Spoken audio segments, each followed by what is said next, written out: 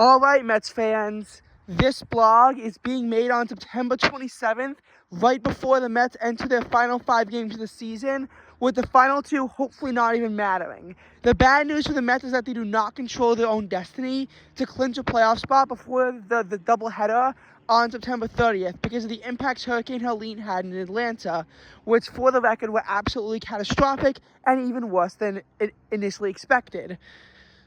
Unfortunately, events that happened over the last few days on the 25th and 26th make it a little bit tougher on the Mets. Fortunately, the Brewers are locked into the 3 seed at this point, so they're not going to have that much to play for. That being said, a lot of other teams are in a position too. I wish I could make a YouTube video on my computer and outline all this stuff out, but I can't. And I know that viewership tends to decline if I do that. So hopefully people watch it anyway. But some of the events did not go our way. For example, the Marlins and Twins on Wednesday and Thursday split their game, with the Royals sweeping their games. Tigers also, did really good over these last 2 days. And why is this bad for the Mets? Well, the Royals play the Braves their final week, and at this point, all it takes is either 1 win for the Royals or 1 loss for the Twins for the Royals to lock up a playoff spot. They are competing with the Tigers to be the 2nd wild card versus the 3rd wild card, but the impacts normally seem negligible.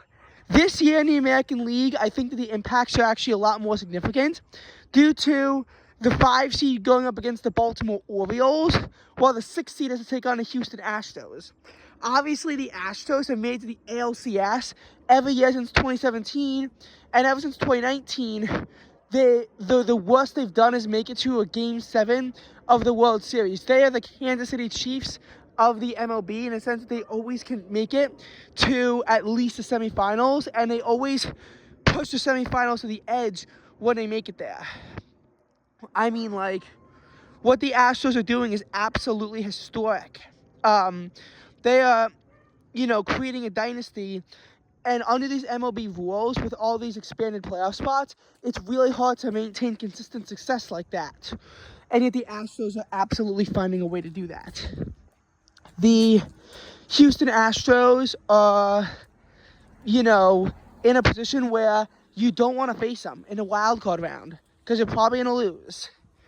So I really hope the Royals take this message to heart and put effort in against the Braves.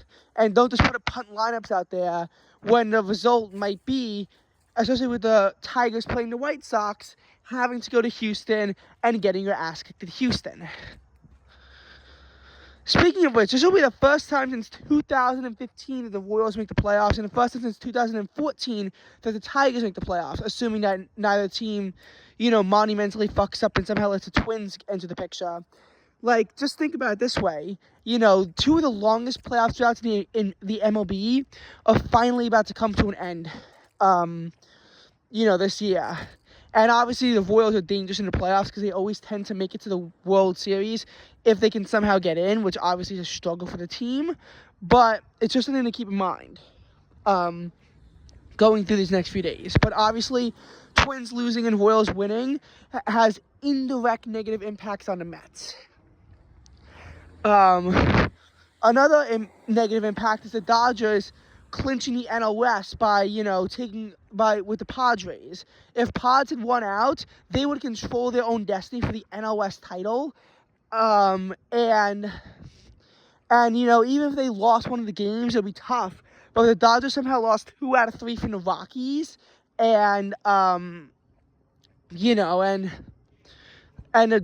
Padres swept the D-backs, they would win the NL West. Now there's no NL West drama, and all they need is 1 win in order to lock up the 4 seed, which, considering how late they play, there's a chance that if the Mets or the Braves lose, they might already have it locked up, though they won't have their rotation set. But all they're going to be trying to do is earn 1 singular win, because that would lock up the 4 seed for the Pods. And, as an unfortunate result of that, as a result of that seed being locked up for the Pods, this basically means that that there's not going to be a lot of drama. The Padres are probably not going to be putting their best foot forward against the Diamondbacks. Again, I'm not saying that the games have any direct impacts. Obviously, the D-backs beating the Giants on Wednesday, for example, was far more devastating. But these games had indirect negative impacts on the Mets.